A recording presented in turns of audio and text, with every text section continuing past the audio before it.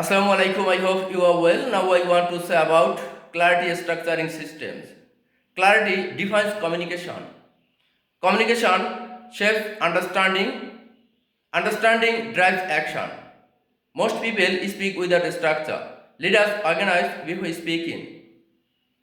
Structure creates clarity. Clarity improves understanding. Leaders simplify complex ideas. Simple ideas are easier to understand.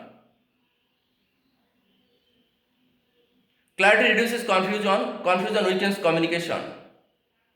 Let us think before they speak. Thinking improves structure. Structure strengthens delivery. Strong delivery increases impact. Let us use clear frameworks. Frameworks organize thinking. Organized thinking improves results.